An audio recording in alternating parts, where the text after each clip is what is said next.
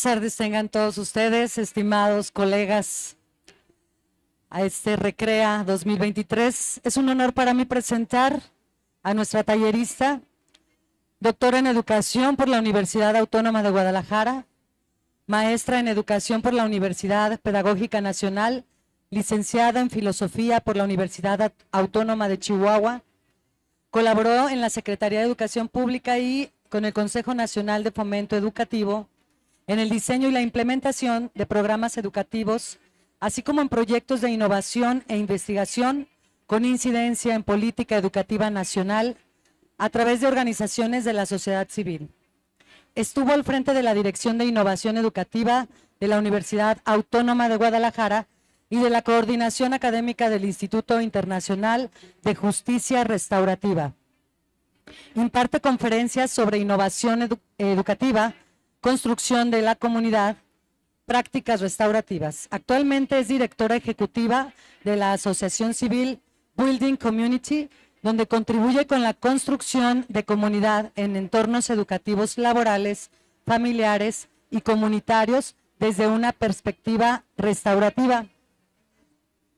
Con la temática Prácticas de Justicia Restaurativa para la Construcción de Paz, demos la bienvenida con un fuerte aplauso a la doctora Zaira Azul Magallanes Rodríguez.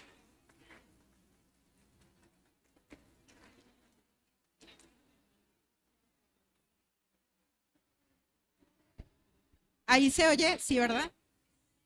Bueno, pues buenas tardes. Yo espero poder compartir el día de hoy una de las experiencias más importantes de mi vida, no solo profesional, sino personal. Yo me vengo a este lugar y a muchos otros lugares de Jalisco y de México compartiendo algo que no solo resuelve desde mi perspectiva y la perspectiva de muchas personas problemáticas educativas y problemáticas sociales, sino que tiene un fuerte significado personal en términos emocionales y en términos existenciales o vitales. Entonces, bueno, pues lo que les voy a compartir es un poco de lo que he podido vivir y de lo que he podido aprender en cuanto a la justicia restaurativa, concretamente lo que se refiere a las prácticas específicas de justicia restaurativa, pero en relación con la construcción de algo que es para nosotros y nosotras un concepto, pues a lo mejor ya muy llevado y traído, que es el concepto de paz. Como ustedes saben, en México vivimos una situación de violencias sin precedentes. Vivimos en un contexto donde en las noticias, nuestros estudiantes, nosotras mismas, observamos que hay asesinatos, que hay feminicidios, que hay desaparición de personas. Y esto no son realidades que son ajenas a las escuelas. Hay una relación entre lo que vivimos en las escuelas y lo que se vive en el contexto social. Retomando un poco a mi compañera anterior, hay una relación bidireccional entre lo que traemos de nuestra experiencia, de nuestra casa, de los medios de comunicación y del entorno a la escuela, pero también de lo que llevamos de la escuela hacia afuera. Entonces, es en ese sentido en el que cobra relevancia entonces hablar de violencias, hablar de paz y hablar en este caso de prácticas concretas que nos permitan construir justicia y construir paz. Más o menos sobre eso quiero compartirles. Y antes me gustaría hacerles algunas preguntas. Para ustedes, para cada una y cada uno de ustedes, ¿qué significa paz? ¿Están ustedes a favor de la paz, cada quien? Y hay una cuarta pregunta que no anoté, antes de la que dice qué importancia tiene hacernos estas preguntas, que es ¿cómo construyo paz en mi entorno, en mi salón, en mi escuela? ¿Sí? Les voy a pedir que nos demos unos minutitos para responder estas preguntas en una hoja que tienen frente a ustedes. que le respondan desde su primera experiencia, su primer pensamiento que les venga, para posteriormente, este sea el punto de partida, para posteriormente continuar la presentación. Es ¿qué entiendo yo por paz, verdad? ¿Qué significa para mí la paz? ¿Y cómo es que yo construyo paz en mi entorno, en mi escuela, en mi aula, etcétera?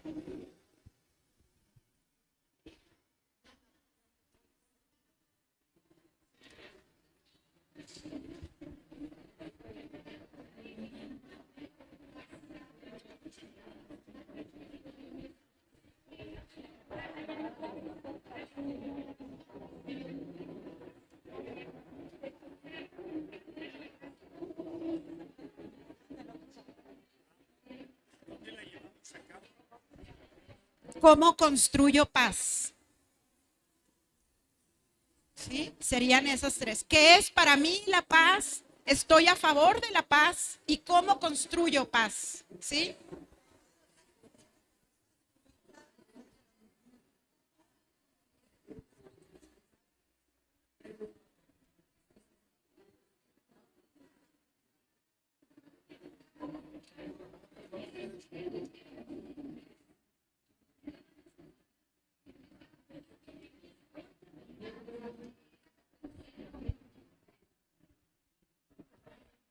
Tienen también unas crayolas en algunas mesas, si a alguien le parece mejor hacer un dibujo, si se expresa mejor a través de los colores, también puede hacer un dibujo, ¿sí? O lo puede escribir, o ambos.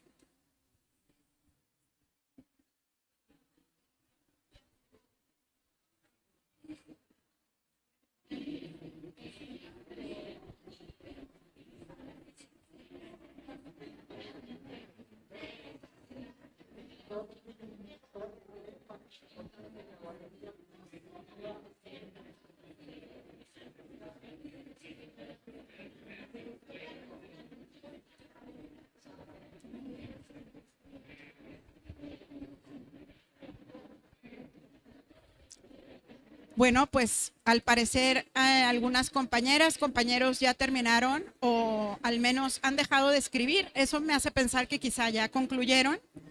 Entonces, me gustaría que algunas personas de manera voluntaria, si así lo desean, compartiera lo que escribió, lo que dibujó, qué significado tiene. Puede levantar su mano y con gusto le podemos pasar un micrófono. Hola, buenas tardes. Yo soy Alexis. ¿Está usted a favor de la paz? Sí. ¿Qué significa para usted la paz? Es armonizar las partes por igual para que exista tranquilidad, respeto, tolerancia y otros valores. ¿Cómo construye usted paz? Inculcando los valores, especialmente el respeto. Gracias. Acá hay otro compañero.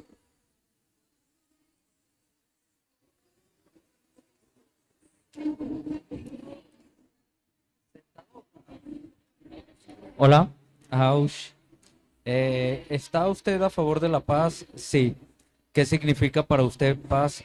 Es tener tranquilidad, serenidad, calma, equilibrio, armonía y justicia. ¿Qué importancia tiene hacernos estas preguntas? Me ayuda a reflexionar acerca de esto para poderle dar una solución. ¿Cómo construyo paz? Yo lo resumí en fomentando la justicia. Muchas gracias, maestro. ¿Alguien más? ¿Una tercera participación? Bueno, una tercera y una cuarta.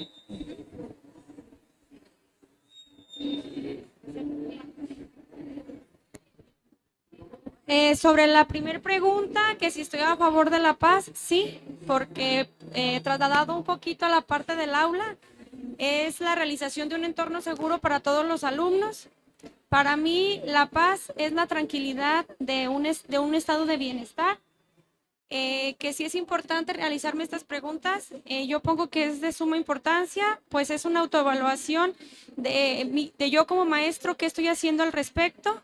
Y la cuarta, yo puse que dentro del aula yo desarrollo con mis alumnos o trato de la habilidad de resolver, pero también de que se enfrenten los problemas, no minimizarlos, sino decir, sí está bien tener el problema y qué voy a hacer al respecto, dándole como solución el principal, bueno, desarrollar también de la misma manera la habilidad de la comunicación. Gracias, maestra. Gracias.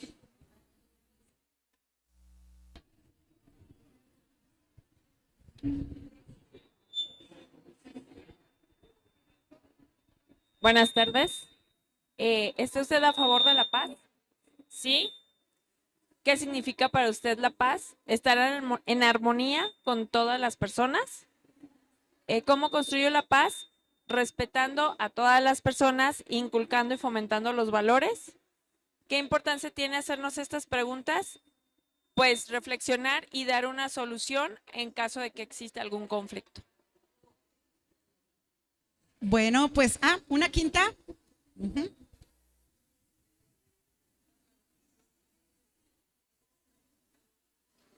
Bueno, hola. ¿Qué significa paz? Para mí, paz es comprensión, apoyo mutuo y aceptación. ¿Y cómo es que lo construyo? Pues tratando con respeto a todas las demás personas, valorándolos a todos, dialogando, siendo positiva, evitando quejarme de lo que ocurre, y apoyando y acompañando. Gracias, maestra. Acá, otra maestra, yo le presto mi micrófono. Gracias. Bonita tarde a todas y a todos. Para mí es sumamente importante estar a favor de la paz. La segunda pregunta es a través de el respeto y la justicia social para llegar a un estado del bienestar. Y la 3 es una reflexión a mi práctica de vida dentro de lo familiar, laboral y ciudadanía. Y la 4, ¿qué importancia tiene hacernos estas, más bien, cómo construyo la paz en mi entorno? Es viviendo los valores universales, respeto, solidaridad, amor, empatía, sororidad, equidad, etcétera, a través de las habilidades comunicativas y en mi entorno educativo, pues estas habilidades comunicativas de entre los educandos, docentes, familia y comunidad. Pues muchísimas gracias a quienes nos compartieron sus respuestas. Yo les quiero compartir que coincido en prácticamente todo lo que han ustedes compartido y es un muy buen punto de partida para ver si esta presentación que les traigo puede abonar un poco más a la idea que ustedes ya previamente tienen. Fíjense que yo cuando inicié a indagar qué era la paz, me encontré con que es necesario para poder estudiar la paz también estudiar las violencias. No sé si ustedes han escuchado, han leído, abordado a un autor que se llama Joan Galtung, que es uno de los principales personas que han reflexionado y publicado acerca de la paz. ¿Alguien le ha leído? ¿Puede levantar su mano a Joan Galtung? Bueno, pues él precisamente dice que así como para un médico es relevante estudiar la enfermedad para luego poder caminar hacia la salud o apoyar a alguien a llegar a la salud, pues se necesita conocer qué es la enfermedad, ¿sí? Un poco con esa analogía es que él nos presenta una teoría, un esquema que llama el triángulo de la violencia, ¿sí? Y bueno, él lo que nos habla es de que por lo regular lo que nosotros asociamos con violencia, pues son los golpes, los asesinatos, las faltas de respeto, los gritos, lo que podemos observar en la relación entre las personas, ¿sí? Sin embargo, él dice que estas manifestaciones de conductas violentas, pues son solo la punta del iceberg, son lo que podemos ver Por eso, en este caso, su teoría es un poco más compleja a la hora en que relaciona los tres tipos de violencia, pero en esta ocasión solo las mencionaré en esta forma que aparecen en el esquema. La violencia directa entonces es esa que vemos en el noticiero, cuando vemos que dos estudiantes se golpean o se molestan o se gritan, cuando a lo mejor observamos alguna falta de respeto con gritos, con padres de familia, mamás que están preocupadas, estresadas por una situación, o a veces entre los mismos docentes. Me he dado cuenta que en las escuelas hablamos mucho de la violencia entre pares de los estudiantes, pero casi no observamos las violencias que también hay entre los mismos docentes, entre docentes y directivos, entre directivos, etcétera, ¿sí? Y esas son necesarias también visibilizarlas. Pero bueno, esa sería un tipo de manifestaciones de violencia, la violencia visible. Lo que dice Joan Galtung es que esa violencia directa se sostiene en otros dos tipos de violencia: la violencia estructural y la violencia cultural o simbólica. Esa violencia cultural o simbólica son mensajes que están implícitos en los medios de comunicación, en los chistes que hacemos, en la literatura que a veces leemos, que a veces pues ganan un premio Nobel, y uno lee estos libros y se encuentra con manifestaciones de violencia simbólica, donde se normaliza que una persona de un cierto grupo haga juicios y menosprecie a personas de otro grupo. Y bueno, esto también se compone de estereotipos de género, de estereotipos culturales que tienen que ver con el clasismo, con el racismo. Incluso hay violencia simbólica en las ciencias.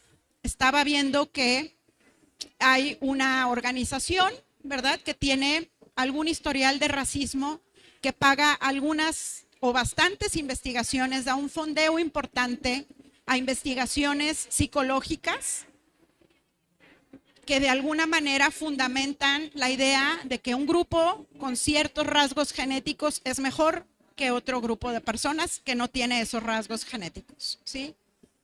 Entonces, también en las ciencias hay violencia cultural, y a veces estudiamos teorías que implícitamente están dando por hecho que un grupo de personas, sea hombres, son mejores para determinadas cosas que las mujeres, por ejemplo. Y eso automáticamente les posiciona como autoridad para realizar ciertas cosas, ciertas tareas o hacer ciertos juicios sobre el otro grupo, ¿sí? Hay una autora, no sé si la han leído, que es Rita Segato.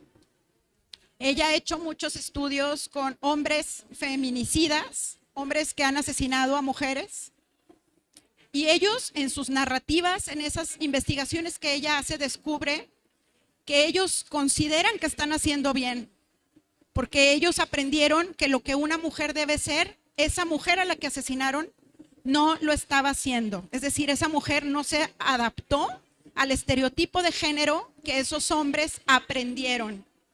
Esos hombres, antes de realizar la acción, tenían previamente en su mente construido el significado de lo que debía ser una mujer. Y ellos creen que hicieron lo correcto porque le dieron su merecido a esa mujer por no adaptarse a ese estereotipo de mujer que tenían en su imaginación, ¿sí? Eso es lo que llamamos violencia cultural. Y estamos todas y todos inmersos, implícitos en ese contexto. A veces nos dan risa los chistes que tratan sobre algunos rasgos de personas de las diferentes manifestaciones de la diversidad sexual. También nos reímos de personas que tienen diversos rasgos en cuanto a la forma y tamaño de su cuerpo, del color de su piel, de la forma de su cara, del tono o forma de su cabello, etcétera, ¿sí? Parece que son chistes inocentes. Decimos, es nomás un chiste, sí, pero automáticamente estamos justificando y sosteniendo la supremacía de un grupo sobre otro, ¿sí? Bueno, esta sería la violencia cultural o simbólica, y es el fundamento de las violencias directas. Y por último está la violencia estructural. que es la más invisible, que es la que está implícita en la forma en que están organizadas nuestras sociedades y nuestras instituciones. Hago referencia también a lo que la compañera Dalila, que previamente dio la charla, el taller, ella mencionaba cómo las escuelas están diseñadas, el sistema educativo está diseñado bajo criterios administrativos, organizativos, pero no bajo criterios pedagógicos. Si las escuelas se diseñaran bajo criterios pedagógicos de acuerdo a lo que actualmente las ciencias han demostrado, tendríamos escuelas radicalmente distintas a las que conocemos en cuanto a tiempos, espacios, formas de relacionarnos, ¿sí? Ahí hay violencia estructural. Desde el hecho de que yo tenga que pedir permiso a alguien para ir al baño. Desde el hecho de que yo normalice que alguien me diga, no vas hasta que termines el trabajo. Eso ya implica violencia estructural, porque está justificando una orden sobre el cuerpo de otra persona a partir de la definición de funciones y roles, independientemente de las necesidades específicas de las personas. Y para nosotros como docentes es algo muy común. Es algo muy común que si alguien no lleva el uniforme, pues reciba un castigo, ¿verdad? Cuando no sabemos qué situación está pasando esa persona, no sabemos si durmió, no sabemos si por la mañana su papá llegó o no llegó. No sabemos nada de esa persona, simplemente justificamos porque tenemos un sistema normativo, ¿verdad?, que nos dice que si esa persona no lleva el uniforme, pues merece una sanción, un regaño o una manifestación de desacuerdo, ¿sí? Pues todo esto tiene que ver con la violencia estructural, con la forma en que organizamos nuestras instituciones, que van más allá de nuestras necesidades concretas, como docentes, como estudiantes, como mamás, como tías, etcétera, ¿sí? Entonces, bueno, lo interesante de esto es que todas y todos estamos inmersos aquí. Yo no puedo decir que yo solo construyo paz, pero no favorezco a la violencia. Yo también favorezco a las manifestaciones de violencia. A la hora que yo llego a un entorno y desarrollo una función, sin importar o sin plantearme el efecto que mis palabras o mis acciones tienen en la otra persona y me dedico a hacer mis responsabilidades tal como están establecidas, yo ejerzo violencia estructural hacia mis estudiantes, hacia mis compañeros, hacia mí misma, ¿sí? En el momento que yo no reviso los contenidos y la forma en que yo me dirijo a mí misma y a los demás, es muy probable que esté reforzando manifestaciones de violencia cultural a través de las canciones que canto, que bailo, ¿sí?, de la música que pongo a lo mejor en YouTube, etcétera. Y bueno, pues con eso estoy contribuyendo a esta, digamos, sistema, ¿sí?, de diferentes tipos de violencias entrelazadas y relacionadas. El solo hecho de vivir en un sistema en donde yo no puedo tomar agua si no tengo dinero para comprarme una botella, eso ya es violencia estructural. Si yo quiero viajar y quiero ir al baño y no traigo una moneda para pagar en el baño, no puedo ir al baño. Es una necesidad humana básica que no puedo cumplir porque no traigo una moneda. Eso es violencia estructural también. Entonces está muy arraigada en nuestros sistemas económicos, nuestros sistemas políticos y nuestros sistemas organizacionales en los que vivimos. Bueno, pues luego ya me voy a brincar, soy un poco extremista, ahora vamos de nuevo a la paz. Lo que quiero compartir con ustedes es que parece como que la paz y la violencia están en lugares extremos, cada una por su cuenta, pero lo que he encontrado es que están sumamente relacionadas, ¿sí? Bueno, pues indagando más en cuanto a lo que significa paz y volviendo un poco a sus reflexiones, fíjense que hay un campo de estudio precisamente que nos ayuda a ir comprendiendo qué es la paz, ¿sí? Recuperando procesos de estudio, recuperando investigaciones, experiencias, etcétera. Y bueno, yo me encuentro con que hay diferentes formas en las que se han clasificado las formas de entender la paz. Esta solo va a ser una clasificación. Podemos hacer 1000 clasificaciones más, pero esta va a ser una. Algunas de las definiciones que hacemos de paz corresponden a lo que quienes estudian este campo, digamos, consideran es la paz negativa, ¿sí? La paz negativa tiene que ver con entender la paz como una ausencia de guerra o una ausencia de violencia, ¿sí? Cuando estoy en flor de loto y me olvido del mundo, ¿verdad? Como si no existiera, y me visto toda de blanco y pongo todo de blanco y como que puedo salirme del mundo un ratito, ¿verdad? Eso es paz para mí. O la no guerra, ¿verdad? Hace poco creo que hicieron en la Ciudad de México una manifestación por la paz. Bueno, pues esa idea de paz, ¿verdad? En contra de las guerras que actualmente, sobre todo la última guerra que está pasando en otro lado del mundo, tiene que ver con esta idea de paz, ¿sí?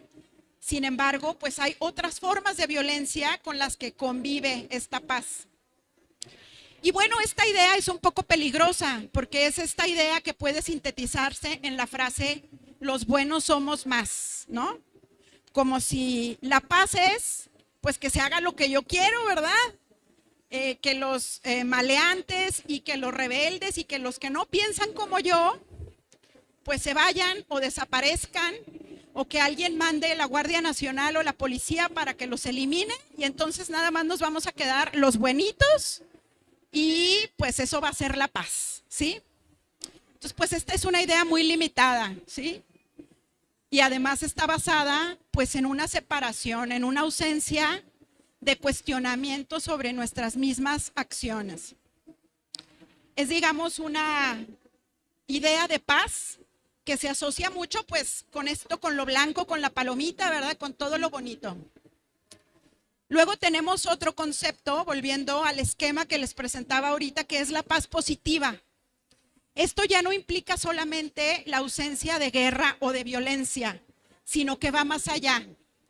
Va hacia el cultivo de relaciones de amistad, de relaciones en donde nosotros podamos construir ciertas condiciones para anticiparnos a la resolución de los conflictos, ¿sí?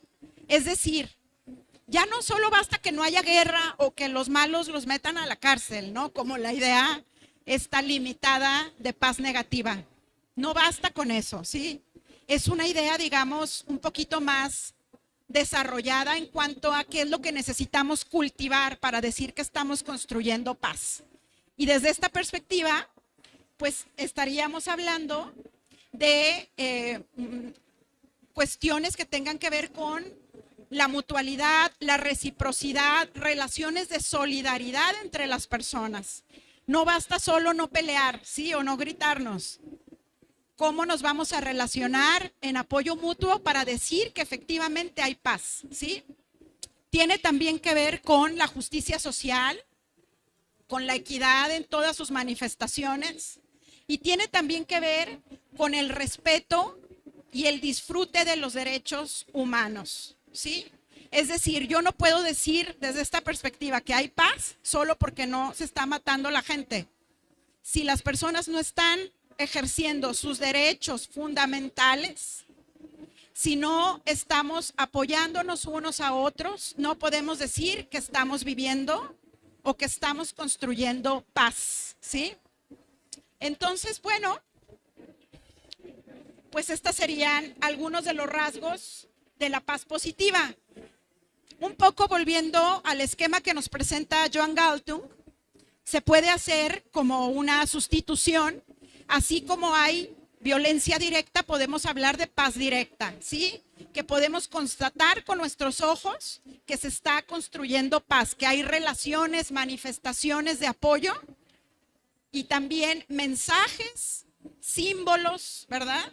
En donde se están apoyando unas personas a otras, donde se están ejercitando y promoviendo los derechos humanos y también estructuras que posibilitan estas relaciones, ¿sí?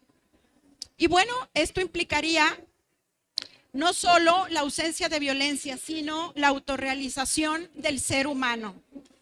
Si no están los seres humanos o estamos en un proceso de autorrealización y estamos recibiendo y dando el apoyo para que también los demás se autorrealicen, desde esta perspectiva no estamos construyendo paz, ¿sí?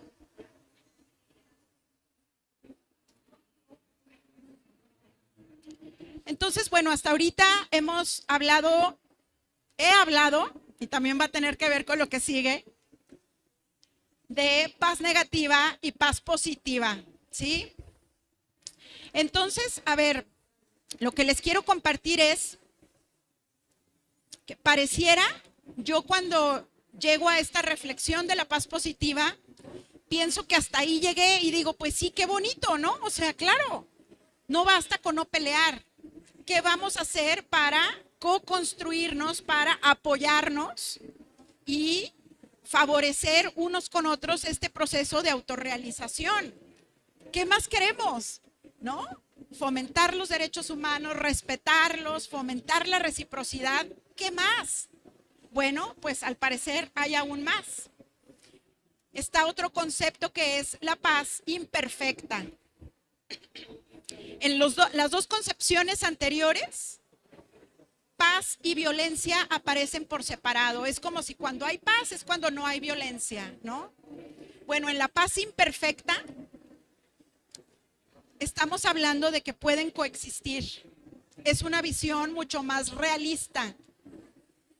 Podemos a lo mejor en nuestra familia tener momentos de mucho apoyo, de mucho cariño, de lo que decían ahorita, muchísima armonía, pero también tenemos momentos de tensión, momentos donde tenemos a lo mejor que marcar límites que son dolorosos, que pareciera que es violencia, pero a la vez es violencia porque duele, porque es un límite, porque no nos gusta, porque nos produce sufrimiento.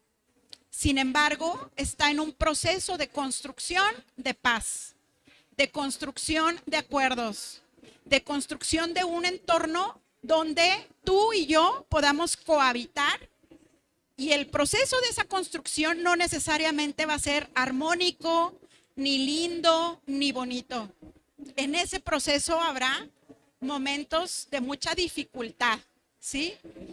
Entonces, bueno, paz y violencias no son, en este caso, separadas, sino que coexisten en un solo entorno, en una sola relación a lo largo del tiempo, ¿sí?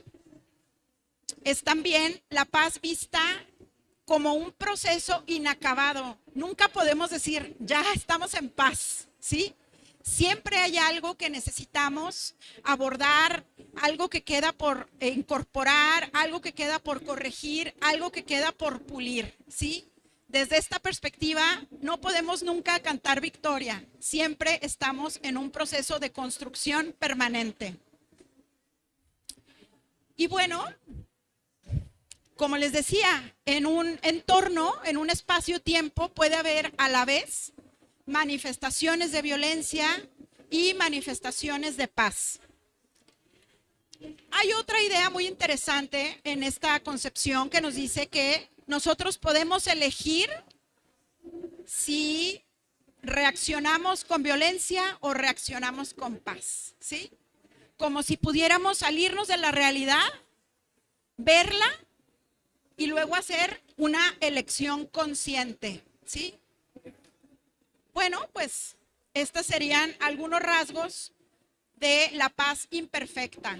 La paz como proceso, la paz como un tránsito donde hay muchas manifestaciones de violencia implícitas a lo largo del camino, ¿sí? ¿Por qué? Porque lo que para una maestra puede ser paz, para mí puede ser violento. Para a lo mejor una maestra ponerse una túnica blanca, ¿verdad? Puede ser sinónimo de estar en paz. Pero para mí, que pertenezco a una cultura donde una túnica blanca significa otra cosa, verla sabiendo que no es de mi cultura puede resultar violento. No es tan sencillo porque no es unidireccional. Y es aquí donde viene lo relevante que yo encuentro en cuanto a la paz transformadora y participativa.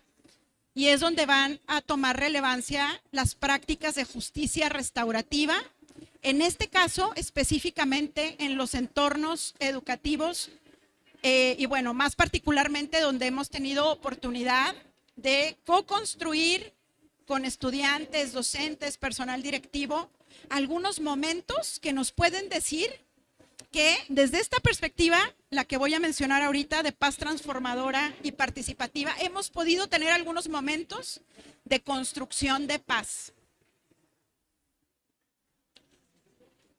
Miren, para quien guste explorar más esta perspectiva, puede buscar a un autor que se llama Esteban Ramos. Es un autor muy prolífico, lo pueden encontrar en internet, en Google, tiene mucho material que pueden ustedes indagar. Yo solo voy a compartir algunos rasgos, algunos pensamientos que han sido relevantes para mí y que me ayudan a compartir con ustedes estas experiencias que hemos tenido.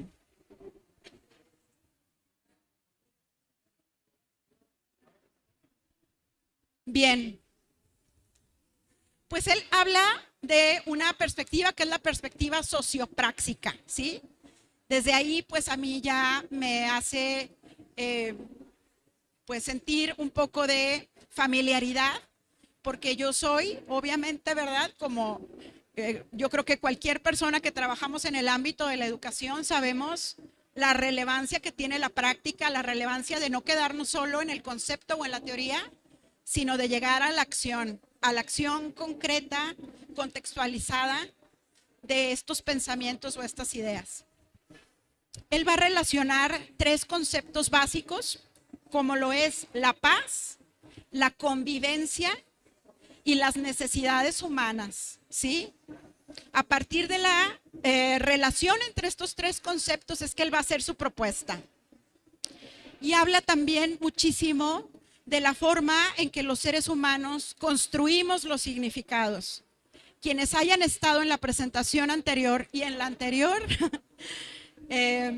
seguramente van a encontrar mucha relación, ¿sí? Porque la paz no es algo ajeno a la forma en que los seres humanos construimos significado, ni a la forma en que los seres humanos utilizamos la palabra como vehículo de nuestro propio ser, ¿sí? Entonces, bueno, lo que nos va a decir este autor, ¿verdad? Recuperando, obviamente, a otros autores, es que los seres humanos inferimos el sentido a través de estímulos específicos de nuestro entorno, ¿sí? Es decir, la idea del amor, la idea de la paz, la idea del respeto, no me va a venir dada por una definición de diccionario, me va a venir dada por cientos o miles de estímulos que yo voy a empezar a asociar a esa palabra. ¿De acuerdo a qué? A mis vivencias concretas. ¿Dónde? En mi casa, en mi escuela, etcétera. Para alguien respeto puede significar besarle la mano a un señor. Para mí no lo es.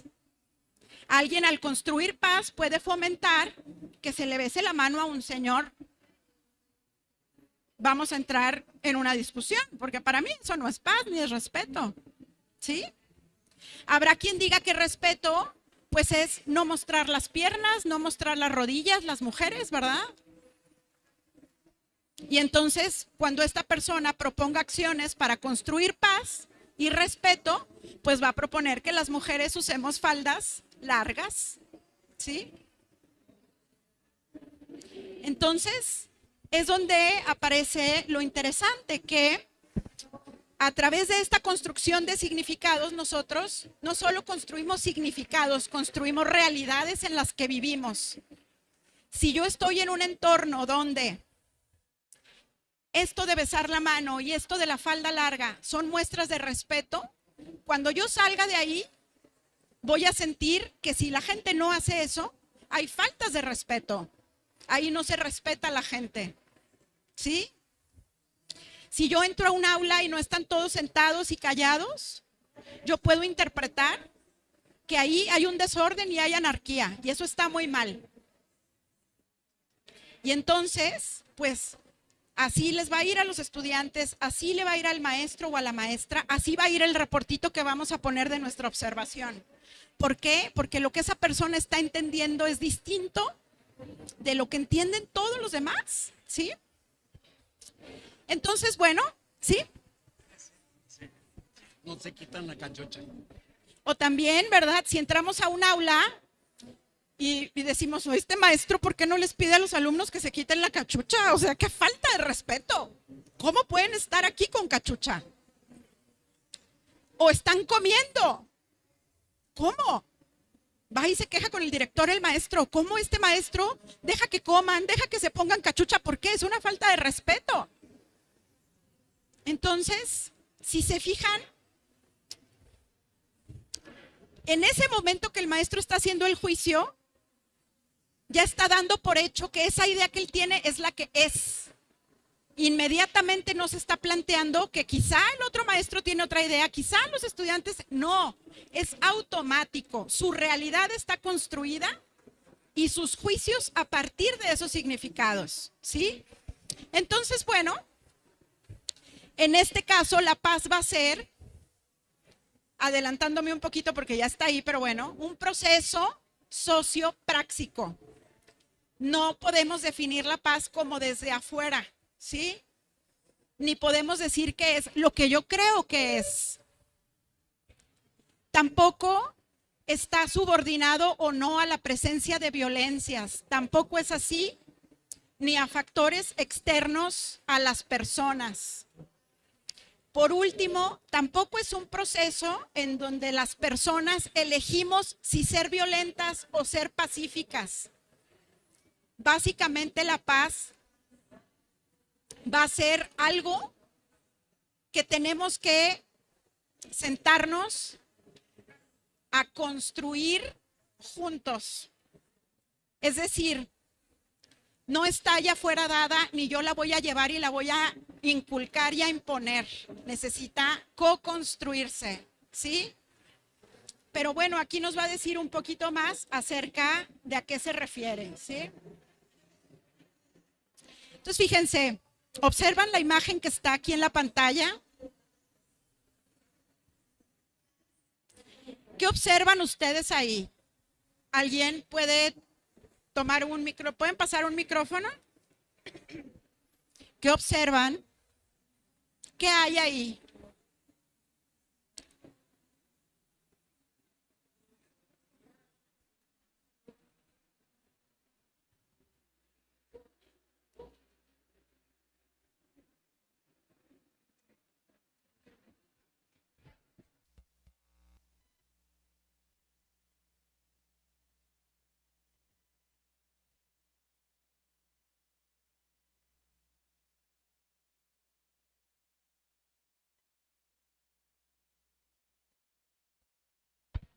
A ver si este sí funciona. Véngase para acá.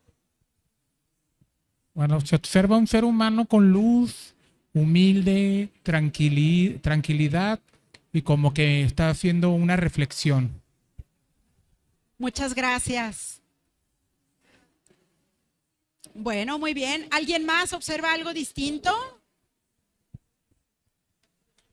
También se ve el rostro de una persona así que se ve de lado con su barba, su bigote, su nariz, así como el ojo. Entonces se ven ambos, se ve la persona así como que en posición de oración y se ve la otra persona en el puro rostro. Entonces, usted observa dos personas, ¿sí? ¿Alguien más? ¿Una tercera observación?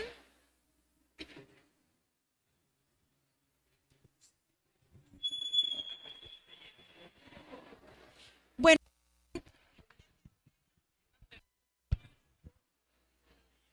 Bueno, acá mencionan que hay una tercera persona acostada en esa imagen.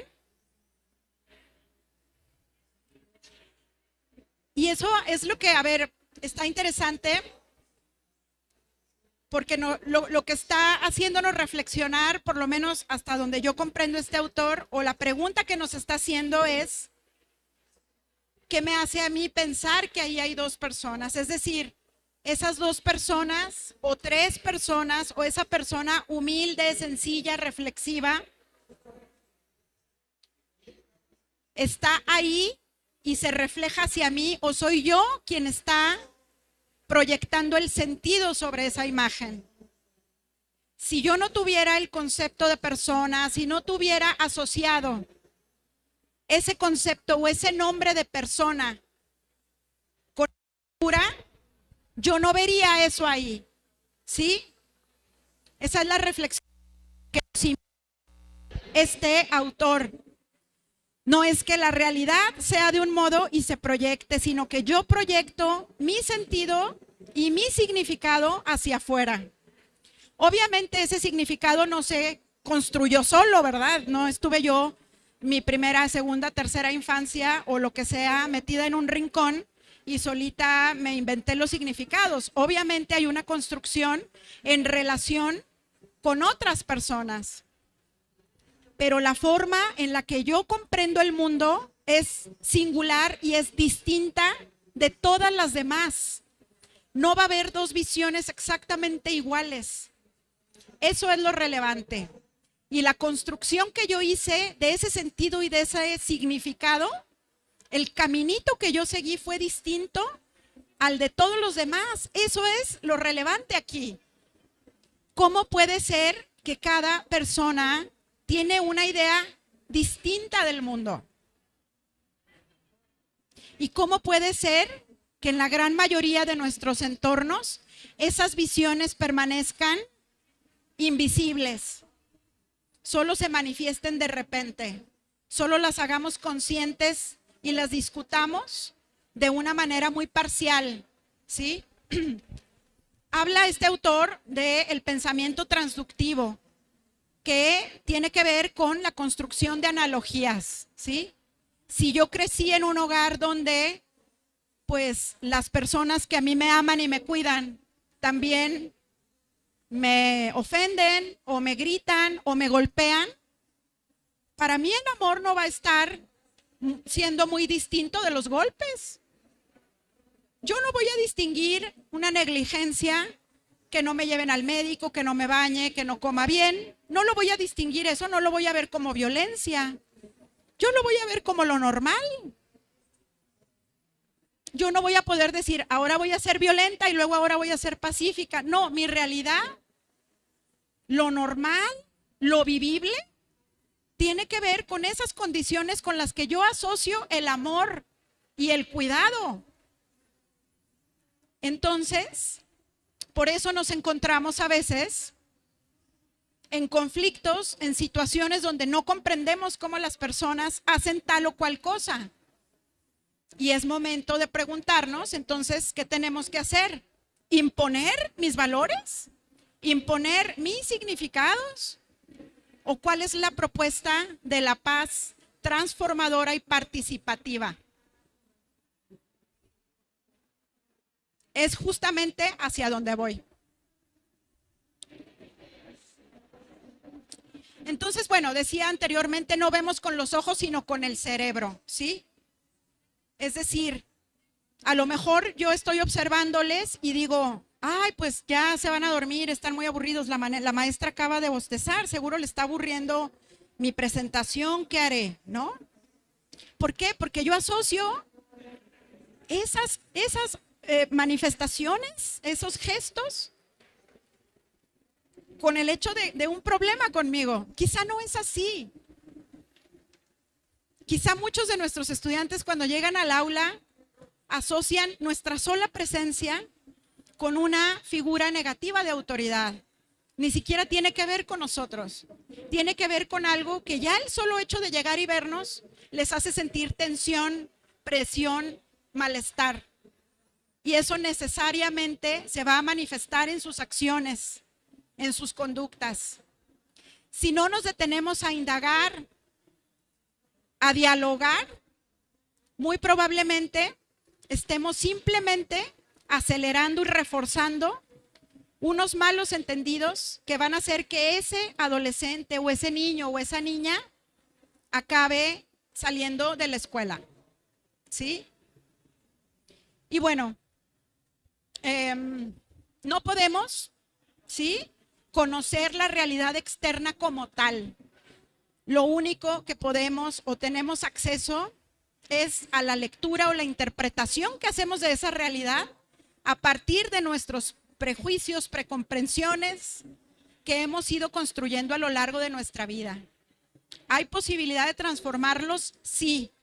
Y justamente sobre eso es que va este tipo o esta concepción de paz. ¿Sí? Es imposible conocer la realidad como tal. Nadie la puede conocer. La conocemos a través del lenguaje de nuestra cultura. No va a haber lo mismo aquí una persona japonesa que lo que veo yo. A lo mejor una persona japonesa va a decir, qué desorden de los mexicanos, ¿cómo pueden vivir con este desorden? ¿No? Y a lo mejor yo voy allá y digo, Dios mío, ¿cómo puede ser que tengan esta extraordinaria disciplina? Yo no podría sobrevivir aquí, ¿sí? En fin, lo que les quiero decir es que estas preconcepciones con las que vivimos nos hacen crear la idea de objetividad, ¿sí? De creer que como yo lo estoy viendo y a mí me queda tan claro, para los demás también lo es. Es claro que ese muchacho es un flojo. O sea, claro que todos los maestros estamos de acuerdo. ¿Cómo no? ¿Sí? No viene a la escuela a estudiar, viene nada más a cotorrear. Son mis preconcepciones. Y se las estoy imponiendo a ese muchacho y a los demás maestros y estoy generando, en lugar de paz, estoy generando exclusión. ¿Sí? Entonces, pues creo que estoy siendo objetiva, claro. Entonces, ¿qué tenemos que hacer o cuál sería como la propuesta?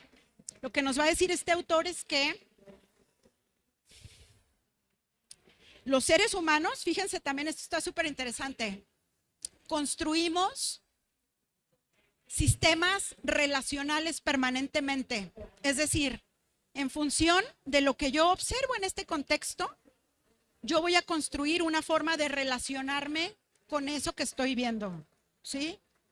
Va a ser de rechazo, de aceptación, de búsqueda, de querer quedar bien, de pelear, de huir, ¿sí? No es consciente esto. Yo doy por hecho que así es, pero no se da de una manera consciente. Es un tránsito directo de mi precomprensión a lo que yo estoy observando, ¿sí? Entonces, bueno, lo que Muñoz es que necesitamos, cuando nosotros construimos entornos para cohabitar, pues es que vienen estos encontronazos entre las diferentes formas de ver el mundo. Entonces, lo que nos va a decir es, pues tenemos que construir los espacios en los que queremos cohabitar.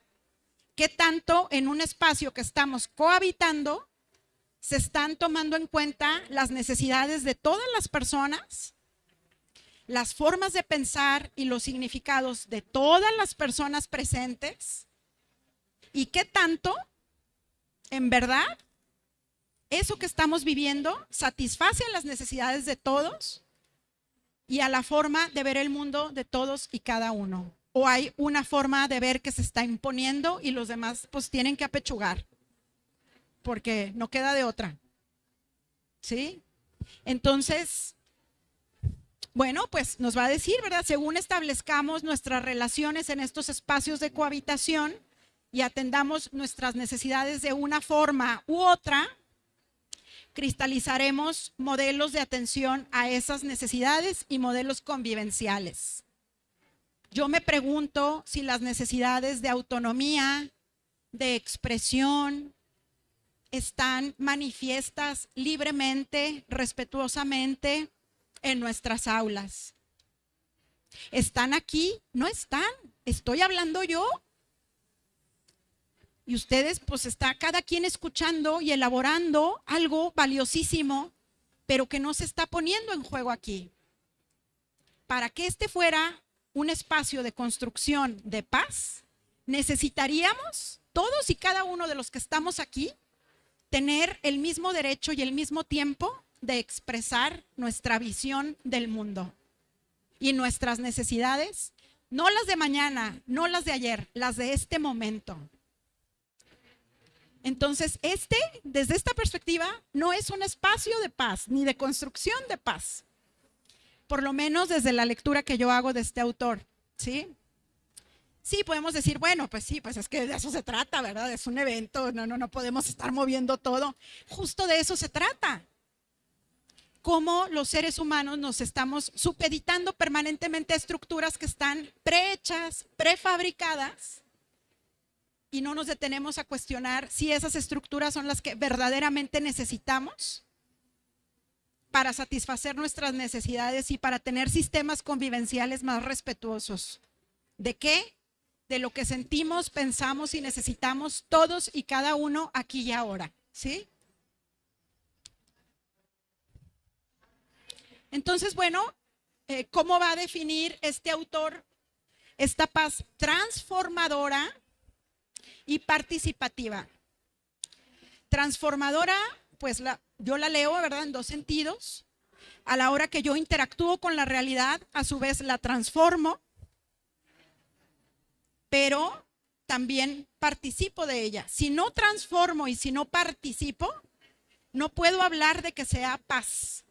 Si no todos transformamos y participamos, no podemos hablar de que estamos construyendo paz. Sí podemos jugar a la víbora de la mar en la escuela y hacer el Día Nacional de la Paz y lanzar unas palomitas blancas al aire. Sí es muy bonito, pero desde esta perspectiva eso no es construir paz, ¿sí? Eso es reproducir una serie de ideas, creencias de un grupo de personas que el resto sigue. Pero desde esta perspectiva de la paz transformadora y participativa, no es construcción de paz. Es a lo mejor un bonito entretenimiento para muchos, es a lo mejor pues una costumbre bonita, pero desde esta perspectiva no estamos construyendo paz, ¿sí? Por lo menos en la lectura que yo hago, esta es la definición del autor. Es una construcción participativa o participada de convivencias pacíficas, donde analizamos participativamente lo que nos molesta, los malestares, las inquietudes en los sistemas humanos. Hablando de sistemas, pues todo desde una relación, desde un entorno, un aula, ¿sí? Hasta estructuras más complejas. Se analizan también violencias, conflictos sociales que cristalizan en el espacio de cohabitación, es decir, que se están viviendo aquí y ahora, que estamos viendo, observando cada quien desde donde estamos, para construir modelos de convivencia que permita satisfacer las necesidades de todos y cada uno. Hasta que eso no pasa, no estamos construyendo paz. Estamos calladitos, ¿verdad?, para que no nos reprueben, o estamos esforzándonos para tener una buena calificación y le caemos muy bien a los maestros, pero hasta ahí, no estamos construyendo paz hasta que esto pasa. Entonces, bueno, es un constructo abierto, transformador, es un proceso vivo, ¿sí? No es algo que esté escrito y que yo diga, ay, deme por favor el esquema para poder aplicarlo en mi aula y voy y lo aplico y lo replico. No, es una cosa que está viva, es una cosa que no se puede anticipar en tiempo, ¿sí? ¿Por qué? Porque está relacionado con lo anterior, basado en el diálogo. Si estuvieron en la presentación anterior y vieron este proceso de diálogo, de relación tutora, tiene un poco que ver o mucho que ver con eso. Yo no puedo construir paz obviando o ignorando cómo es que la otra o el otro está viendo lo que tengo yo enfrente. Y si no compartimos en horizontalidad nuestras visiones. Si eso no se da, pues no tenemos una paz transformadora y participativa. Pues también relacional, convivencial, es algo que no se puede hacer pues uno solo, ni que nada más toque una dimensión humana, sino que toca todas las dimensiones humanas, por eso es vivencial. Entonces, bueno, es un proceso vital que transforma, reconstruye y evoluciona y genera modelos convivenciales distintos de los que vivimos diariamente, ¿sí? Es una construcción de relaciones de cuidado y respeto entre los seres humanos y los seres vivos. Entonces, a ver, desde esta perspectiva, ¿qué es lo que yo quiero compartirles? Y ya nos va a llevar más directamente a las prácticas de justicia restaurativa.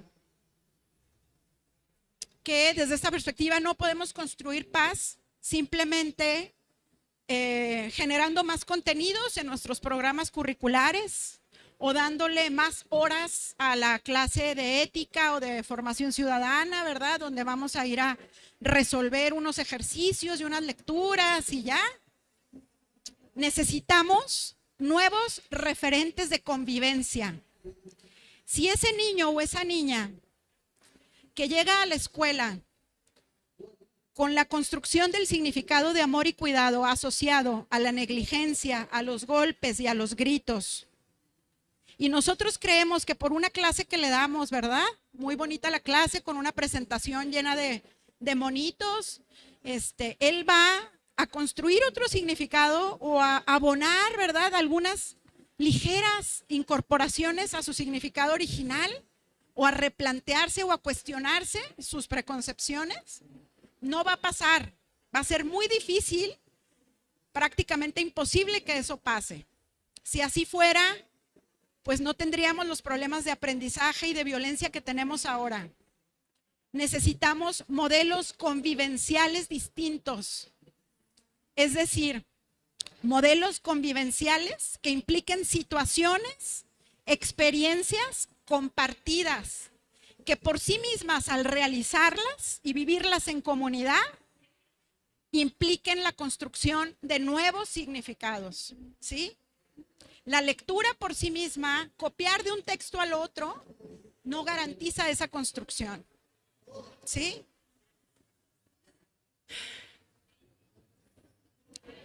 ¿Qué se observa o qué he observado yo? Que estos modelos convivenciales necesitan tener algunos marcajes para que tengan la suficiente intensidad para poder transformar un significado. Necesitan un marcaje estructural distinto, un marcaje emocional que pueda hacer significativo ese significado, valga la redundancia, y esa experiencia. Implica sostenimiento en el tiempo. Ir a hacer una experiencia una vez al año, una vez al mes, puede ayudar, pero si esa práctica de construir estos modelos no se sostiene en el tiempo, no vamos a lograr hacer mucha transformación, ¿sí?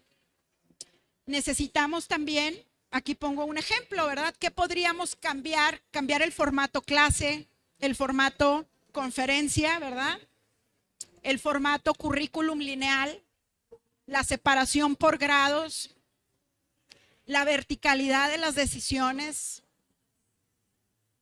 y también la verticalidad en la legitimación de la información, como lo veíamos ahorita, ¿sí? Sigue siendo la palabra del maestro y la palabra del texto y la palabra del sistema la que se sigue considerando más valiosa que la palabra de los estudiantes. Si eso no cambia, si eso no se transforma, recurriendo también a la presentación anterior, el mensaje que estamos emitiendo es: otros van a decidir y a decir lo que es verdad en lugar de que tú lo digas.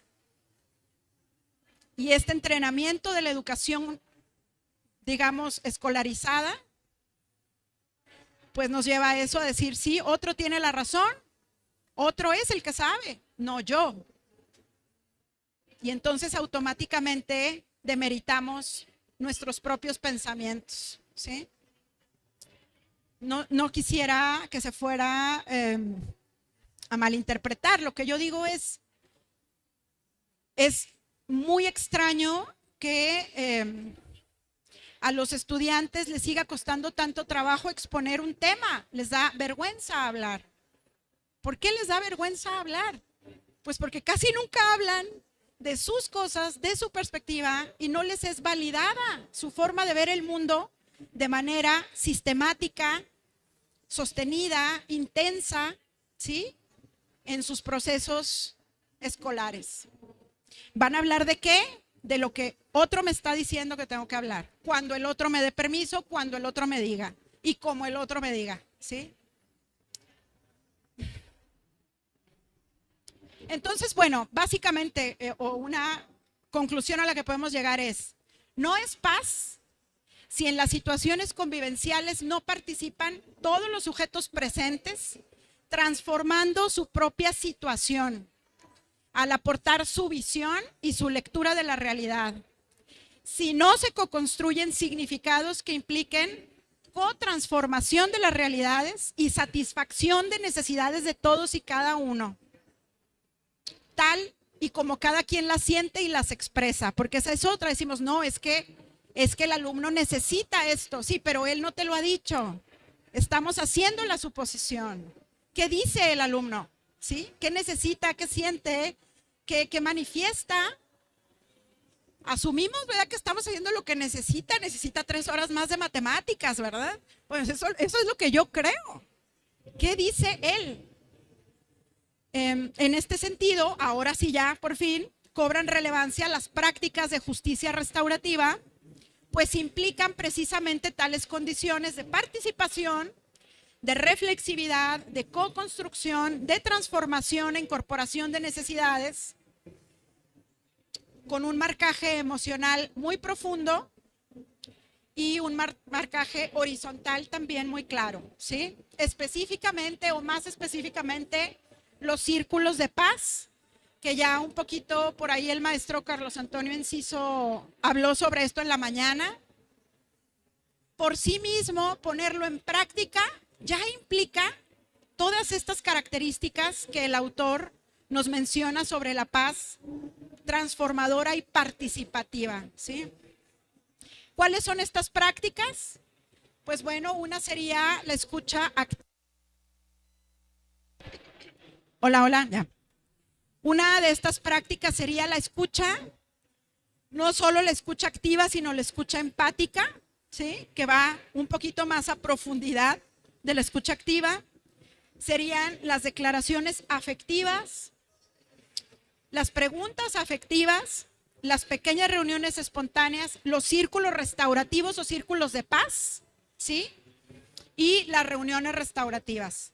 Hay muchísimas prácticas restaurativas más, pero pues en las que hemos tenido un poquito más, digamos, de entrenamiento, práctica, como se le quiera decir, ha sido en estas. Y bueno, ¿qué es lo que pasa cuando las ponemos en acción? Pues precisamente una transformación de los sujetos participantes y una transformación de las realidades donde se llevan a cabo, ¿sí? Básicamente la justicia restaurativa va a abordar o va a cuestionar y va a actuar sobre cómo la dignidad y el valor de las personas puede ser nutrido, protegido o restablecido, ¿sí? Es decir, lo que nos importa cada vez que nosotros pensamos bajo el paradigma restaurativo es si la dignidad y el valor de esa persona manifiesta en las relaciones con otros seres humanos, está a salvo. Si no está a salvo, ¿cómo podemos protegerla? Y si ya hubo un quiebre, un daño, ¿cómo podemos restablecerla? ¿Sí? Y bueno, en el contexto de la educación, pues es en cualquier contexto educativo. Otro gran elemento, ¿sí?, que nos ayuda a definir esto de lo restaurativo, tiene que ver con una forma de relacionarnos que tiene un alto nivel de límites, de disciplina o de control, entendido como seguimiento cercano de las conductas, pero también un alto nivel de apoyo, entendido como animación, como motivación, ¿sí? Si se nos pasa la mano en cuanto a límites y control y no damos apoyo, estamos ejerciendo una relación y estamos ejerciendo nuestro poder de una forma punitiva. Estamos imponiendo a otros una forma de comportarse, de pensar, de conducirse, ¿sí? Esto pasa pues cuando aplicamos a rajatabla la normatividad sin importarnos qué está viviendo la persona, sin ir a las causas, sin reflexionar el contexto, ¿sí? Cuando simplemente exigimos o imponemos, ¿sí?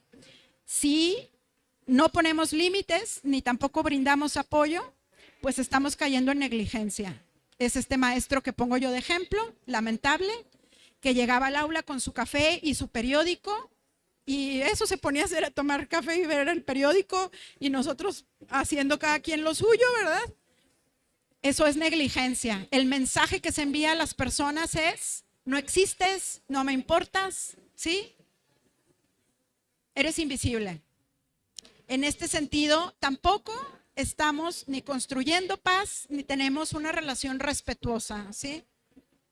El permisivo, pues, es cuando se nos pasa la mano con el apoyo y premiamos conductas que son dañinas o nocivas tanto para la persona como para el entorno, ¿sí? Y por último, lo que promovemos es una relación restaurativa, ¿sí?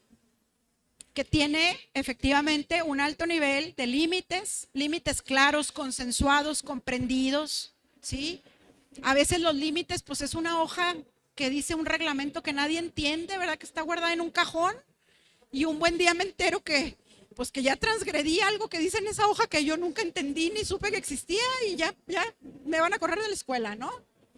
Bueno, pues en este caso necesitamos hablar de las normas, cuáles son los límites, co-construir los límites, consensuarlos y ver si realmente responden a las necesidades de todas las personas involucradas desde su propia perspectiva, ¿sí? Pero además un alto nivel de apoyo. En este caso es utilizar nuestro poder o relacionarnos en horizontalidad con las personas presentes, ¿sí? Estos rasgos, pues, son rasgos que están implícitos en las prácticas de justicia restaurativa que ya mencioné adelante. Ya en el ámbito de la justicia restaurativa en educación, ¿verdad? Lo que ha sido como nuestra inspiración para diseñar algunos proyectos, algunas intervenciones, ha sido la propuesta de Evans y Vandering. Ellas hablan de 3 valores básicos, que son el respeto, la dignidad y la preocupación mutua, pero también la creencia básica de que todas las personas somos dignas y relacionales. ¿Qué significa eso? Que cuando yo observo que una persona realiza algo, es porque así lo aprendió, así se han relacionado con esa persona. No es algo que venga por la maldad humana o por su lado oscuro, sino que es algo que esa persona ha construido y aprendido en relación con otras, ¿sí? Y bueno, ¿hacia dónde nos movemos en estos programas? A fomentar relaciones sanas, crear entornos de aprendizaje justos y equitativos y a reparar daños y transformar conflictos, ¿sí? Me gustaría que alguien me apoyara con este parrafito. Me parece que sintetiza muy bien lo que es la justicia restaurativa en educación. ¿Alguien me haría el favor de leerlo? La justicia restaurativa en educación es una invitación a crear culturas educativas que enfaticen el compromiso social en lugar del control social.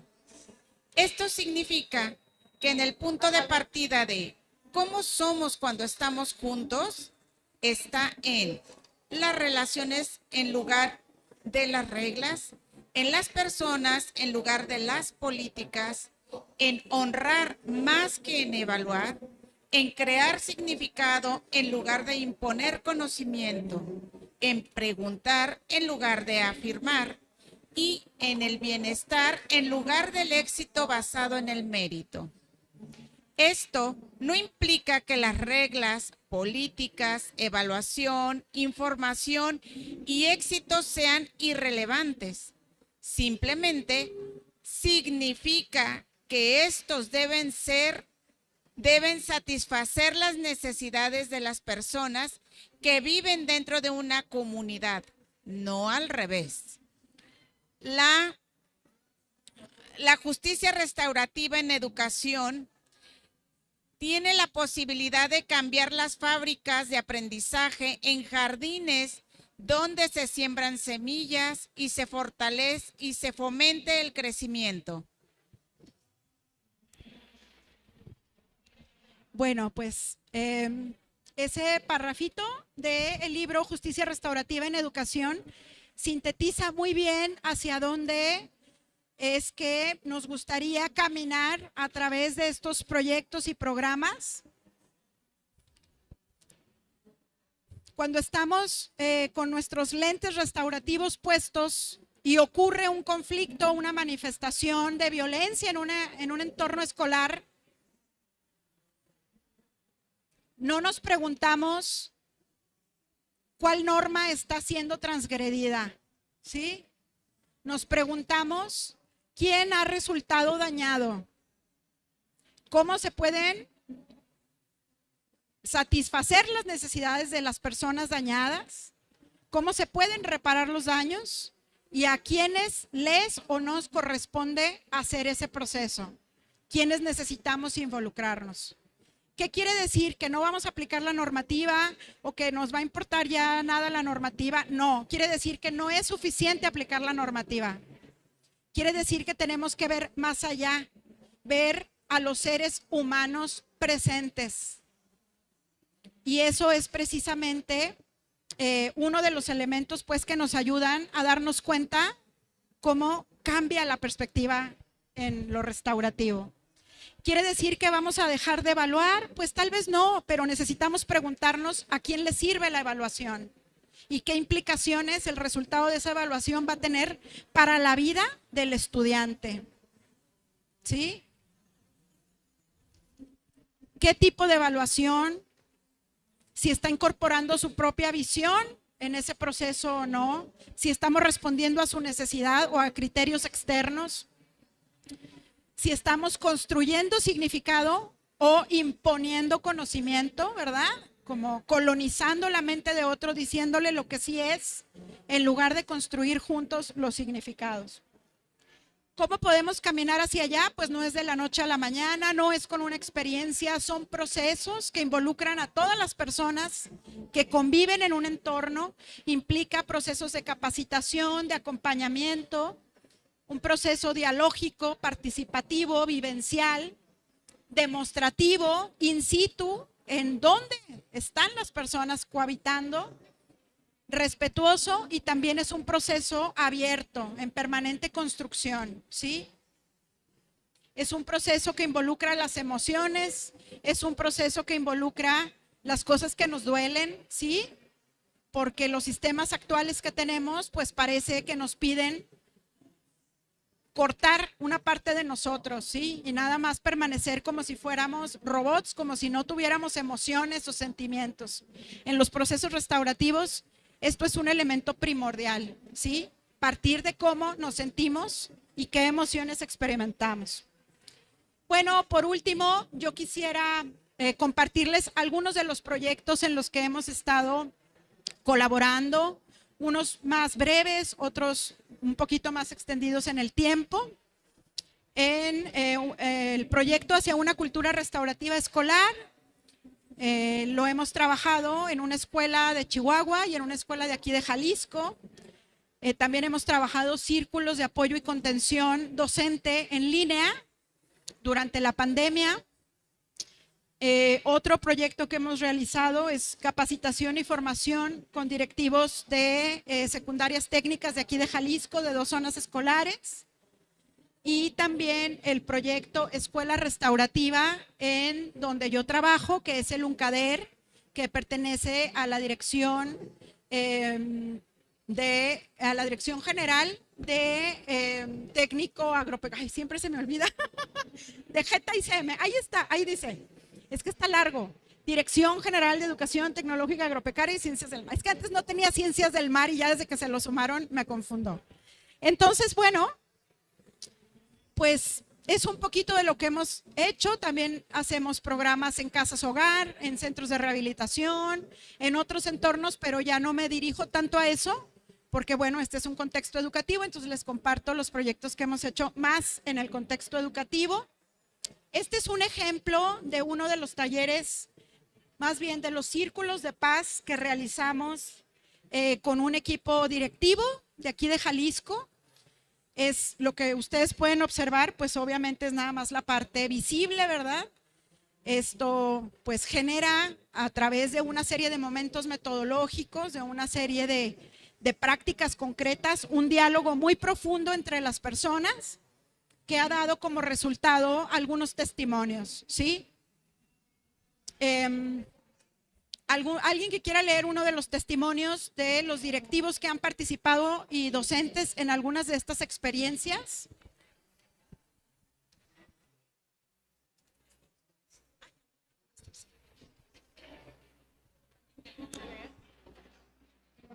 El enfoque y la metodología aplicada en este taller me permitió tener una introspección emocional personal. Me llevó a reflexionar la importancia de incluir estas prácticas restaurativas en lo personal y también en la práctica educativa, para lograr el valor en cada uno de los actores que se integran socialmente, alumnos, amigos y familia, y sociedad en general. Fue agradable participar y ser testigo de los beneficios de llevar círculos de paz mediante los cuales se nos dio la oportunidad de expresarnos y compartir nuestras vulnerabilidades. El hacerlo nos permitió liberar nuestros dolores, traumas, emociones estancadas. Siento que esta práctica nos fortaleció y unió como grupo directivo, pues pudimos conocer más a nuestros compañeros para entender sus pensamientos y emociones. Tengo la convicción de promover este tipo de prácticas en nuestra escuela y de sentar las bases para implementar nuevas formas de pensar y activar con base en la justicia restaurativa, enfocada en las personas, docentes, alumnos, padres de familia, etc., en beneficio de un estado emocional e integral óptimo. Muchas gracias, maestra. Bueno, pues traigo más testimonios. A mí me gustaría saber de quienes están aquí presentes, a quienes les gustaría que leyéramos estos siguientes testimonios o pasamos a la siguiente actividad. Si pueden levantar su mano. ¿A quienes les gustaría que se leyeran los siguientes testimonios? Levante su mano. ¿Y a quién le gustaría que pasáramos a la siguiente actividad? Les voy a pedir, por favor, que del otro lado de la hoja, de donde escribieron, si son tan amables de responder las mismas preguntas ahora. Las mismas preguntas de un lado que ya pusieron, del siguiente lado y luego al final compartirme si hubo un cambio en ustedes o no.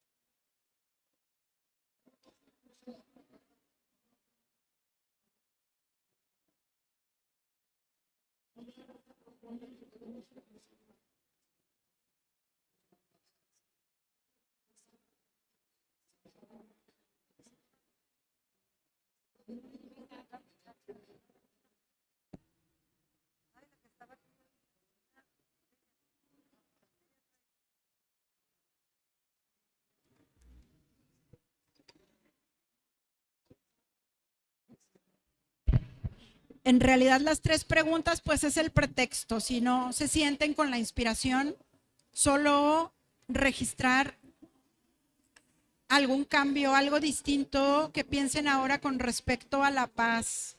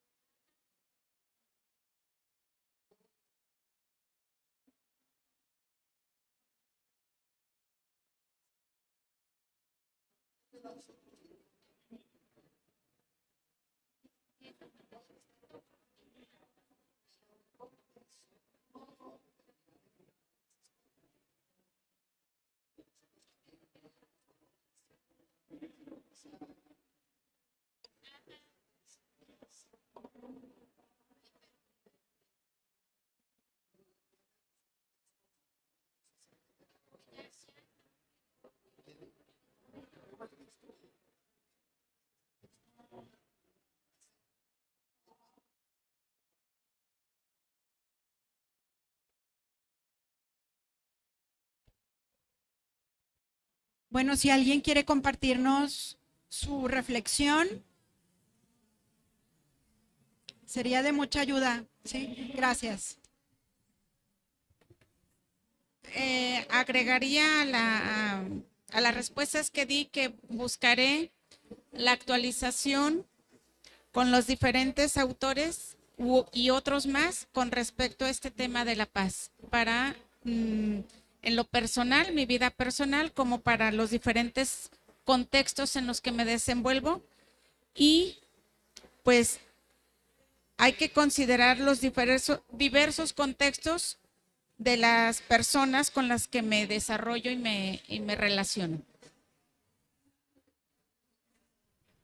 Muchas gracias, maestra. Ok, prácticamente agregaría, bueno, lo mismo que le puse al principio, pero ahorita agregaría que esa parte de, en vez de afirmar, hacer preguntas, conocer mejor, indagar a la persona, porque al final de cuentas posiblemente la violencia no solo la estoy viendo en los demás, sino precisamente por falta de comunicación, posiblemente la pueda estar generando.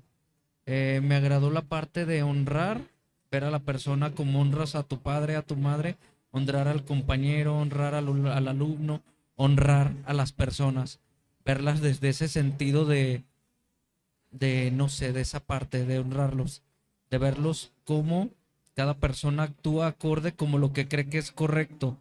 Y al final, el diálogo va a ayudar a llegar a acuerdos. Muchas gracias. ¿Alguien más nos quiere compartir su reflexión? Bueno, un par de comentarios que quisiera hacerles es, uno, no podemos decir que construimos paz si no estamos involucrándonos auténticamente y honrando la forma en que la otra persona está comprendiendo o en la que está viendo el mundo. Si no estamos haciendo eso, no estamos construyendo paz. Y las prácticas restaurativas son una forma que nos permite hacerlo, ¿sí? Es decir, capacitarnos, conocerlas, entrenarnos, etcétera, como se le diga, es algo que nos permite formas específicas de involucrar ese pensamiento de la otra persona, ¿sí? Y dos, difícilmente podemos hablar de estar construyendo estos entornos si la cultura del castigo o la cultura punitiva es la que priva o la que guía nuestras acciones en nuestros entornos, particularmente los entornos educativos, ¿sí? Nuestra primera reacción casi siempre que alguien consideramos desde nuestra visión está haciendo algo que nos hace daño o que le hace daño a alguien, nuestra primera reacción es generar un daño más fuerte, ejercer nuestro poder contra esa persona. A lo que nos invita la justicia restaurativa es a detenernos, ¿sí?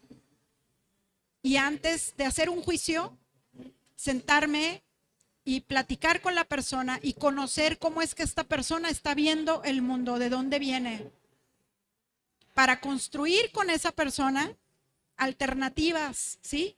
La persona que fue dañada, que sea escuchada también, cómo es que está sintiendo, cómo es que está percibiendo y qué necesidades tiene. Mientras no hagamos eso y solo sigamos reproduciendo la cultura del castigo, la imposición de las sanciones, estaremos reproduciendo la espiral de violencia en nuestros entornos. ¿Alguien más?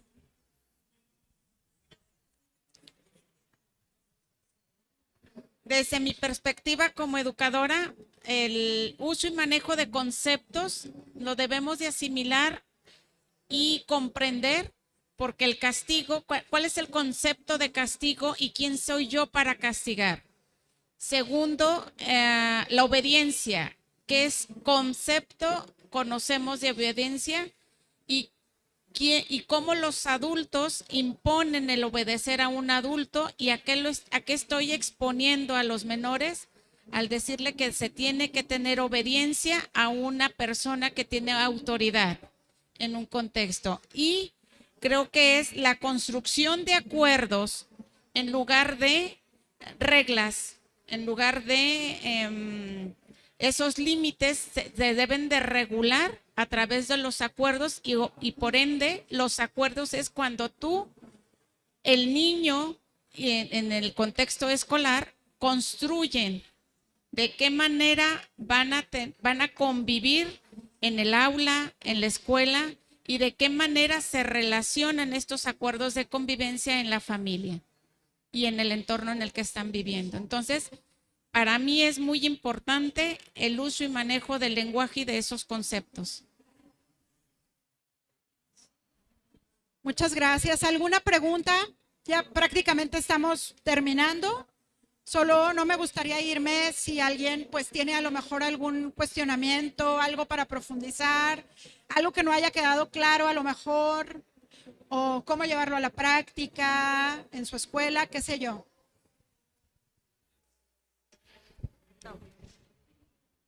Bueno, pues parece que no hay ninguna pregunta. Ah, sí, adelante, maestra.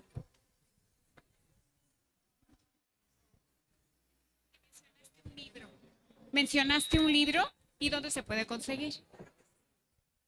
Sí, bueno, pues déjenme, les voy a poner la diapositiva de la bibliografía, porque pues es lo bueno, ¿verdad? Esto nada más es una bonita síntesis con algo de la experiencia que se ha vivido, pero en realidad, pues obviamente, ¿verdad? Está alimentada por otras experiencias, muchas de ellas registradas en textos. Entonces, bueno, aquí está la bibliografía. Muchos de estos textos los pueden encontrar en línea, en Google, abiertos, gratuitos, ¿sí? Otros, pues sí, hay que comprarlos, pero vale la pena, ¿sí?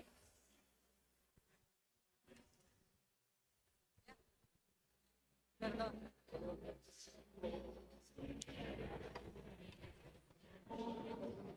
Pues muchísimas gracias por honrarnos con tu presencia. La Secretaría de Educación del Estado de Jalisco agradece tu colaboración en el Congreso Recrea Academy 2023 como tallerista y extiende la siguiente constancia a Zaira Azul Magallanes Rodríguez. Brindemos un aplauso, por favor, a la doctora. Muchas gracias. Muchísimas gracias.